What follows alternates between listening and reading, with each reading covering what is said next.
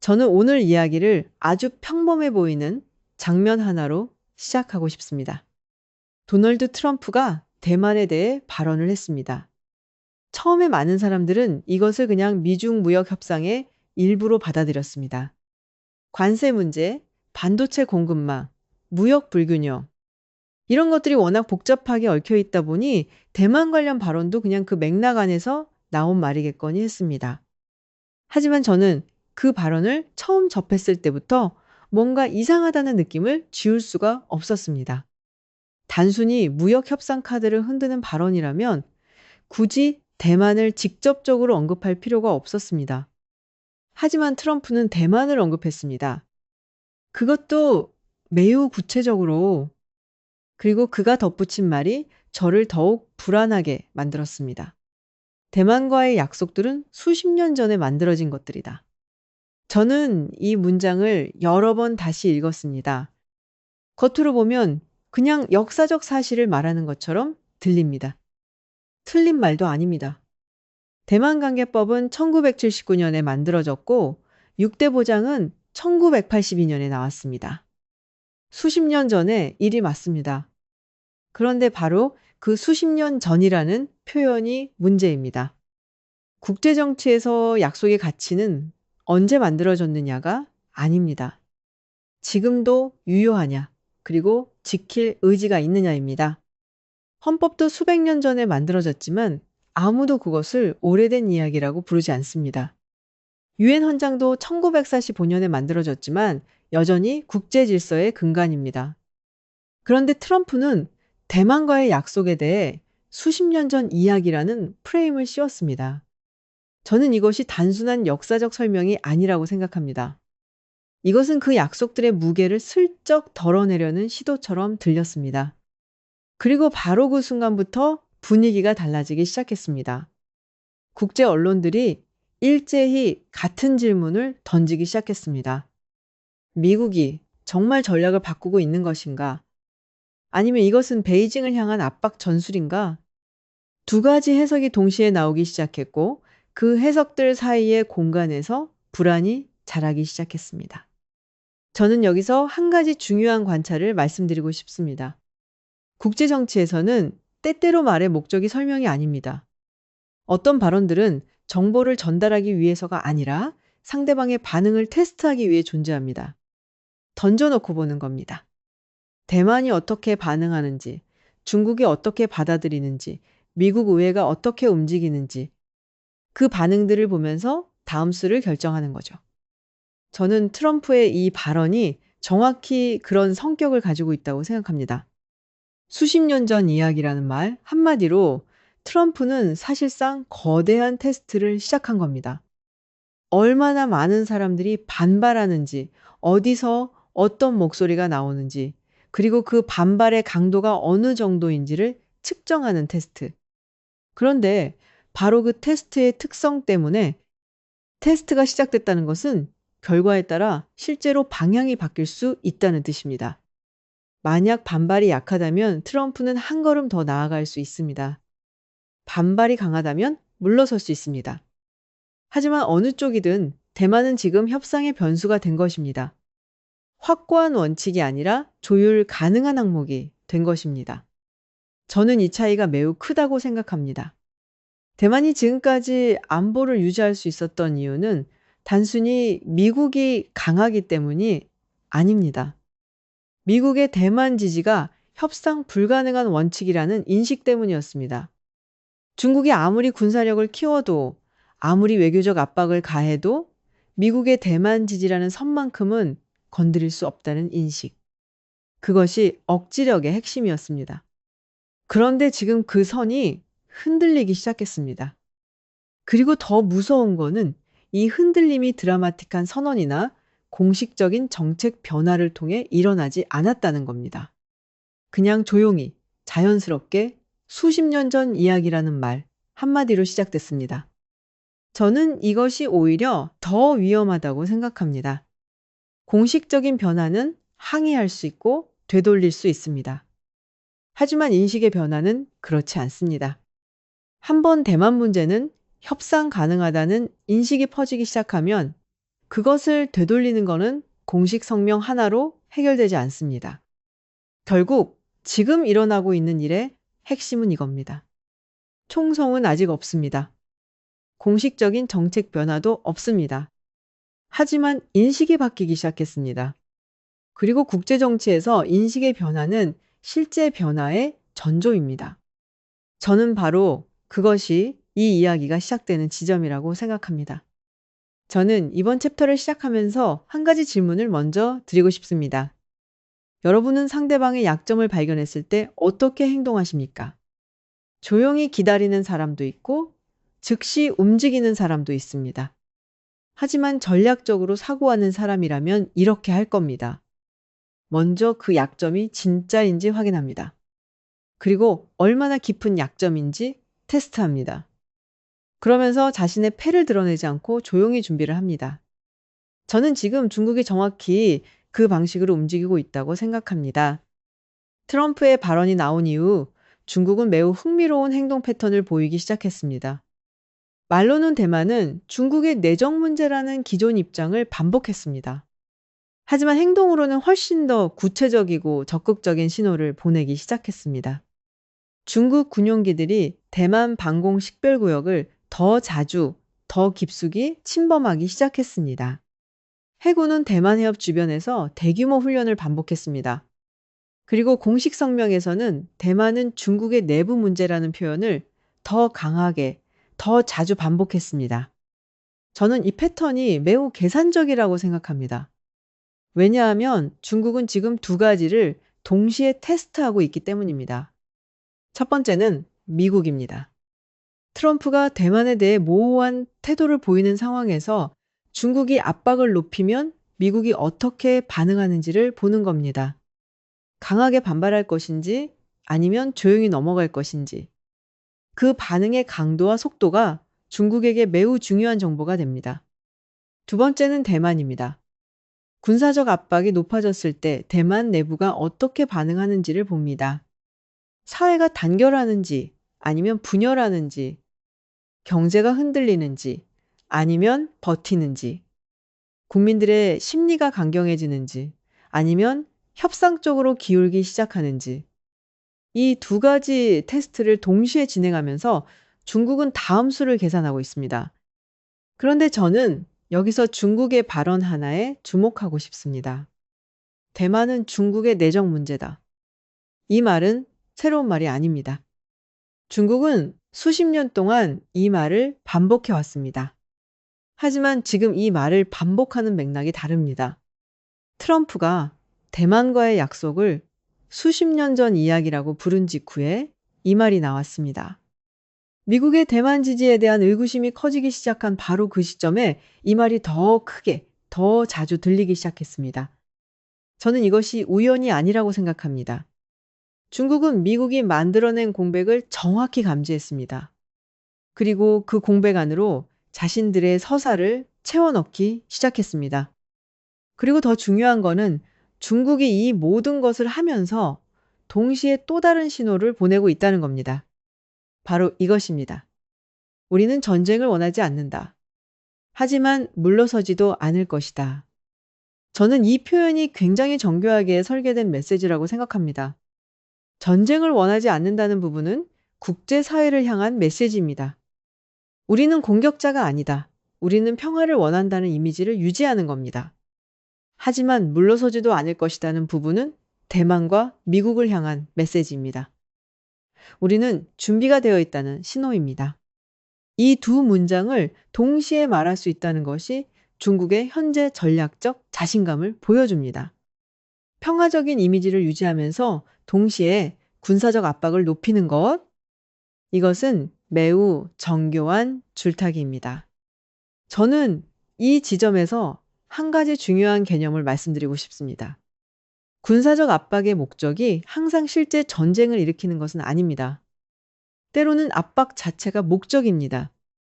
상대방을 지치게 만들고 불안하게 만들고 결국 협상 테이블로 끌어내는 것, 또는 동맹 관계를 흔들어서 대만이 미국을 덜 신뢰하게 만드는 것, 혹은 미국의 동맹국들이 대만 문제에 개입하면 너무 비싸다고 느끼게 만드는 것, 지금 중국의 군사 행동이 노리는 것은 바로 이런 심리적 효과라고 저는 생각합니다. 그리고 솔직히 말씀드리면 그 전략이 일정 부분 효과를 내고 있습니다. 일본과 한국을 비롯한 미국의 동맹국들이 조심스러워지기 시작했습니다. 대만 내부에서도 불안감이 높아지기 시작했습니다. 그리고 국제 언론은 매일 대만 해협의 긴장을 보도하면서 그 긴장 자체를 새로운 일상으로 만들어가고 있습니다. 저는 바로 이 마지막 부분이 가장 중요하다고 생각합니다. 긴장이 일상이 되는 순간 사람들은 그것에 익숙해집니다. 그리고 익숙해지면 더 이상 그것을 비정상으로 느끼지 않습니다. 오늘의 비상사태가 내일의 평범한 현실이 되는 겁니다. 중국은 지금 바로 그 과정을 만들어가고 있습니다. 매일 조금씩 더 가까이, 매번 조금씩 더 강하게 그 변화가 너무 느리고 점진적이어서 어느 순간 우리가 정상과 비정상의 경계를 잃어버리게 만드는 전략입니다. 저는 지금 대만을 둘러싼 상황에서 가장 위험한 것이 중국의 미사일도 아니고 군용기도 아니라고 생각합니다. 가장 위험한 것은 바로 이 점진적인 정상화입니다. 그리고 베이징은 그것을 아주 잘 알고 있습니다. 저는 이번 챕터를 시작하면서 한 가지 장면을 먼저 떠올려 보고 싶습니다. 여러분이 오랫동안 믿어온 사람이 있다고 가정해 보십시오. 그 사람은 항상 여러분 편이었습니다. 어떤 상황에서도 여러분을 지지해 줬습니다. 그리고 여러분은 그 믿음 위에서 많은 결정을 내려왔습니다. 집을 샀을 수도 있고, 사업을 시작했을 수도 있고, 중요한 약속을 했을 수도 있습니다. 그런데 어느 날 그 사람이 갑자기 모호한 말을 하기 시작합니다. 직접적으로 이제 너를 지지하지 않겠다고 말하지는 않습니다. 하지만 예전처럼 확실하게 나는 항상 네 편이다라고도 말하지 않습니다. 그냥 조금씩 미묘하게 달라지기 시작합니다. 그 순간 여러분이 느끼는 감정이 무엇일까요? 저는 지금 대만이 정확히 그 감정을 느끼고 있다고 생각합니다. 그리고 그 감정의 이름은 공포입니다. 하지만 총성이나 미사일이 만들어내는 공포가 아닙니다. 훨씬 더 조용하고 훨씬 더 깊은 곳에서 올라오는 공포입니다. 믿었던 것이 흔들릴 때 느끼는 공포. 대만 내부에서 이 공포가 어떻게 표출됐는지 말씀드리겠습니다. 먼저 정치권이 흔들리기 시작했습니다. 대만 의회 안에서 격렬한 논쟁이 벌어졌습니다. 한쪽에서는 미국은 여전히 우리 편이다. 지금 상황은 트럼프의 협상 전술일 뿐이라고 주장했습니다. 다른 한쪽에서는 우리는 지금 너무 미국에 의존해왔다. 독자적인 방어 능력을 키워야 한다고 맞섰습니다. 저는 이 논쟁 자체가 매우 중요한 신호라고 생각합니다. 왜냐하면 대만 정치권이 그동안 이 문제로 이렇게 공개적으로 갈라선 적이 없었기 때문입니다. 미국에 대한 신뢰가 확고할 때는 이런 논쟁이 필요 없었습니다. 그런데 지금 이 논쟁이 터져 나왔다는 것은 그 신뢰가 이미 흔들리기 시작했다는 증거입니다. 그리고 바로 그 시점에 라이칭더 총통이 직접 나섰습니다. 그는 공개적으로 이렇게 선언했습니다. 대만은 이미 주권 독립 국가다. 따로 독립을 선언할 필요가 없다. 그리고 대만은 절대 희생되거나 거래되지 않을 것이다. 저는 이 발언을 처음 들었을 때 두 가지 감정이 동시에 들었습니다. 하나는 그 단호함에 대한 존중이었습니다. 그리고 다른 하나는 이 발언이 나와야 했다는 사실 자체에 대한 안타까움이었습니다. 왜냐하면 생각해 보십시오. 총통이 직접 우리는 거래되지 않을 것이다 라고 말해야 하는 상황이 됐다는 것 자체가 이미 거래될 수 있다는 우려가 현실로 느껴지기 시작했다는 뜻이기 때문입니다. 이 발언은 중국을 향한 것이기도 했지만 동시에 워싱턴을 향한 것이기도 했습니다. 동맹국에게 우리를 물건처럼 다루지 말라고 경고해야 하는 처지. 저는 그것이 대만의 현재 상황을 가장 잘 보여주는 장면이라고 생각합니다. 하지만 정치권의 반응보다 저를 더 깊이 생각하게 만든 것은 일반 시민들의 반응이었습니다. 대만의 금융시장이 흔들리기 시작했습니다. 부동산 시장에서도 불안감이 감지됐습니다. 일부 기업들은 생산 시설 일부를 대만 외부로 이전하는 것을 검토하기 시작했습니다. 그리고 거리에서는 사람들이 조용히, 그러나 진지하게 이런 이야기들을 나누기 시작했습니다. 만약 정말로 봉쇄가 시작되면 어떻게 될까? 식량은 얼마나 버틸 수 있을까?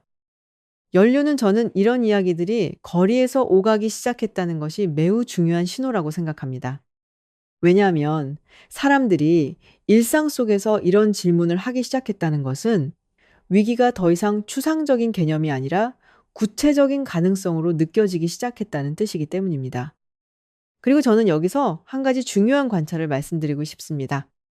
두려움에는 두 종류가 있습니다. 첫 번째는 눈에 보이는 위협이 만들어내는 두려움입니다.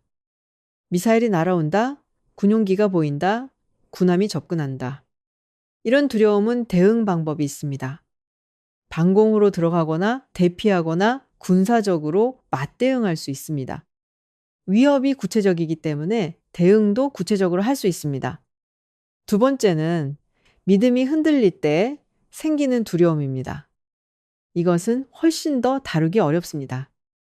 왜냐하면 무엇에 대응해야 할지가 명확하지 않기 때문입니다. 적이 어디 있는지도 분명하지 않습니다. 위협이 말 한마디에서 오고 침묵에서 오고 모호함에서 옵니다. 그리고 그 모호함이 만들어내는 불안한 미사일보다 훨씬 더 오래, 훨씬 더 깊이 사람들의 마음을 갉아먹습니다. 저는 지금 대만이 느끼는 두려움이 바로 이 두 번째 종류라고 생각합니다. 총성은 없습니다. 전쟁이 선포된 것도 아닙니다. 하지만 우리 편에 서줄 것이라고 믿었던 나라가 조금씩 모호해지기 시작했습니다. 그리고 그 모호함이 만들어내는 공간에서 온갖 불안한 상상들이 자라나기 시작했습니다. 대만이 지금 가장 두려워하는 것이 무엇인지 저는 이렇게 표현하고 싶습니다. 중국의 미사일이 아닙니다. 어느 날 워싱턴에서 아무도 오지 않는 것입니다. 위기가 왔을 때 전화를 했는데 받지 않는 것입니다. 혼자라는 것을 깨닫는 순간입니다. 그리고 그 두려움은 지금 대만 사회 곳곳에 조용히 그러나 분명하게 스며들고 있습니다. 저는 이것이 단순한 정치적 불안이 아니라고 생각합니다. 이것은 수십 년 동안 하나의 믿음 위에 세워진 사회가 그 믿음의 균열을 처음으로 정면으로 마주하는 순간입니다. 그리고 그 순간이 얼마나 무거운 것인지는 직접 겪어보지 않으면 완전히 이해하기 어렵습니다. 저는 이번 챕터를 시작하면서 한 가지 아이러니한 장면을 말씀드리고 싶습니다. 지금 대만을 가장 불안하게 만드는 것이 중국이 아닐 수 있습니다. 오히려 대만을 지켜줘야 할 미국 내부에서 벌어지고 있는 일들이 어쩌면 더 큰 위협이 될 수 있습니다. 저는 이것이 역설적이지만 매우 현실적인 이야기라고 생각합니다. 미국 의회가 움직이기 시작했습니다.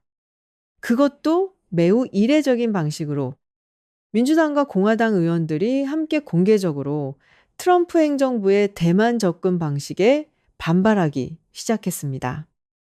상원 외교위원회에서는 초당파 의원들이 공식 성명을 냈습니다. 내용은 간단하고 명확했습니다. 대만 지원은 협상 대상이 아니다. 저는 이 성명이 나왔다는 사실 자체가 매우 많은 것을 말해준다고 생각합니다. 평소에 거의 모든 것에서 싸우는 두 당이 이 문제에서만큼은 한 목소리를 냈습니다. 그것도 자신들의 대통령에게 맞서면서 왜 의회 의원들은 이렇게까지 강하게 반응했을까요? 저는 그 답이 대만 자체보다 더 큰 그림에 있다고 생각합니다. 대만 문제는 단순히 작은 섬 하나의 안보 문제가 아닙니다. 이것은 미국이 전 세계 동맹국들에게 보내는 신호이기 때문입니다. 만약 미국이 대만을 협상 카드로 쓴다면 그 순간 다른 동맹국들은 어떤 생각을 할까요? 저는 이 질문이 의회 의원들의 머릿속에 있었을 것이라고 생각합니다. 한국은 혹시 우리도 언젠가 협상 카드가 될 수 있을까? 라고 생각할 겁니다. 일본도 나토의 동맹국들도 마찬가지입니다. 필리핀도, 호주도 미국의 동맹체계 전체가 결국 미국은 약속을 지킨다는 신뢰 위에 서 있습니다. 그런데 그 신뢰가 한번 깨지기 시작하면 도미노처럼 무너질 수 있습니다. 의회 의원들은 그것을 알고 있었습니다. 그래서 이렇게 강하게, 이렇게 빠르게 반응한 겁니다. 하지만 저는 여기서 한 가지 냉정한 현실을 말씀드려야 합니다. 의회 성명이 아무리 강해도 실제 외교 정책을 결정하는 것은 대통령입니다. 의회는 트럼프에게 압박을 넣을 수 있습니다. 예산을 통제할 수 있습니다. 법안을 통과시킬 수 있습니다. 하지만 트럼프가 시진핑과 전화 통화를 할 때 그 자리에 의회는 없습니다. 두 정상이 나누는 대화의 내용을 의회는 통제할 수 없습니다. 그리고 바로 그 공간에서 가장 중요한 결정들이 이루어집니다. 저는 이것이 지금 미국이 처한 구조적 문제라고 생각합니다. 트럼프는 나는 큰 거래를 원한다고 말합니다. 그가 말하는 큰 거래란 중국과의 포괄적인 합의입니다. 무역, 기술, 군사, 외교를 아우르는 거대한 패키지 딜. 그리고 그 딜을 위해 트럼프는 모든 카드를 테이블 위에 올려놓을 준비가 되어 있는 것처럼 보입니다. 문제는 그 카드 중 하나가 대만일 수 있다는 겁니다. 의회는 반대합니다. 안보 전문가들도 경고합니다. 동맹국들도 우려를 표명합니다. 하지만 트럼프는 자신만의 계산 방식이 있습니다. 그리고 그 계산 방식이 기존의 외교적 원칙과 반드시 일치하지는 않습니다. 저는 여기서 한 가지 중요한 관찰을 말씀드리고 싶습니다. 미국 외교 정책의 힘은 단순히 군사력에서 나오는 게 아닙니다. 예측 가능성에서 나옵니다. 동맹국들이 미국은 이런 상황에서 이렇게 행동할 것이다 라고 예측할 수 있을 때 그 예측 가능성 자체가 억지력이 됩니다. 적국도 마찬가지입니다. 미국이 이 선을 넘으면 반드시 개입할 것이다 라는 확신이 있을 때 그 확신이 전쟁을 막습니다. 그런데 트럼프의 외교 방식은 근본적으로 예측 불가능성을 활용합니다. 상대방이 다음 수를 예측하지 못하게 만드는 것 자체를 전략으로 씁니다. 협상 테이블에서는 이것이 강점이 될 수 있습니다. 하지만 동맹 관계에서는 이것이 독이 될 수 있습니다. 왜냐하면 동맹은 예측 가능성 위에 서 있기 때문입니다. 그리고 지금 미국 내부의 분열이 그 예측 가능성을 더욱 낮추고 있습니다. 의회는 한 방향을 말하고 행정부는 다른 방향으로 움직입니다. 안보 전문가들은 경고를 하고 트럼프는 다른 계산을 합니다. 이 분열이 바깥에서 보기에 어떻게 보일까요? 중국에게는 기회처럼 보일 겁니다. 미국이 내부적으로 합의가 되지 않은 상태라면 위기 상황에서 단호하게 개입하기 어려울 것이라는 계산이 나올 수 있습니다. 대만에게는 불안처럼 보일 겁니다. 믿어야 할 나라가 스스로 갈라서고 있으니까요. 그리고 다른 동맹국들에게는 의구심처럼 보일 겁니다. 우리도 언젠가 이런 상황에 처할 수 있지 않을까 하는 의구심. 저는 지금 미국 내부의 균열이 만들어내는 가장 큰 위험이 바로 이것이라고 생각합니다. 실제로 미국이 대만을 포기하는 것보다 미국이 포기할 수도 있다는 불확실성 자체가 더 위험합니다. 왜냐하면 불확실성은 모든 행위자의 계산을 바꾸기 때문입니다. 중국은 더 공격적으로 움직일 이유를 찾게 되고 대만은 더 불안해지고 동맹국들은 더 망설이게 됩니다. 그리고 이 모든 것이 실제 전쟁 없이도 지역 안보 질서를 바꿀 수 있습니다. 저는 이 챕터를 마무리하면서 한 문장을 말씀드리고 싶습니다. 동맹은 조약서에 서명하는 순간 만들어지지 않습니다. 위기의 순간마다, 선택의 순간마다 그 약속을 지키는 행동으로 매번 다시 만들어집니다. 그리고 지금 워싱턴에서 벌어지고 있는 분열은 그 약속이 과연 지켜질 것인지에 대한 의구심을 키우고 있습니다. 그 의구심이 커질수록 대만 해협은 더 위험해집니다. 총성 하나 없이 저는 이번 챕터를 시작하기 전에 잠깐 멈추고 싶습니다. 지금까지 네 챕터를 통해 우리는 많은 것을 이야기했습니다. 트럼프의 모호한 발언이 어떻게 시작됐는지, 중국이 그 공백을 어떻게 채워나가고 있는지, 대만이 어떤 종류의 두려움을 느끼기 시작했는지, 그리고 워싱턴 내부에서 어떤 균열이 생기고 있는지 이 네 가지 이야기를 하나로 연결하면 저는 하나의 결론에 도달하게 됩니다. 지금 우리는 전쟁이 아닌 방식으로 전쟁의 결과가 만들어지는 과정을 목격하고 있습니다. 저는 이 표현이 처음에는 과장처럼 들릴 수 있다는 것을 압니다. 아직 미사일이 날아간 것도 아니고 군대가 충돌한 것도 아니고 공식적으로 선포된 위기도 없습니다. 그런데 왜 저는 이것을 전쟁에 비견하는 걸까요? 그 이유를 설명하기 위해 저는 먼저 전쟁이 실제로 무엇을 바꾸는지를 생각해 봐야 한다고 생각합니다. 전쟁은 영토를 바꿉니다. 하지만 더 근본적으로는 질서를 바꿉니다. 누가 이 지역을 지배하는가?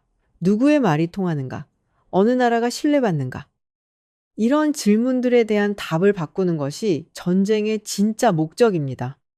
그런데 지금 대만 해협에서는 총성 없이 바로 그 질서가 바뀌기 시작하고 있습니다. 미국의 신뢰가 흔들리고 있습니다. 중국의 자신감이 높아지고 있습니다. 대만의 불안이 커지고 있습니다. 그리고 지역 전체가 다음에는 무슨 일이 일어날까라는 불확실성 속으로 빠져들고 있습니다.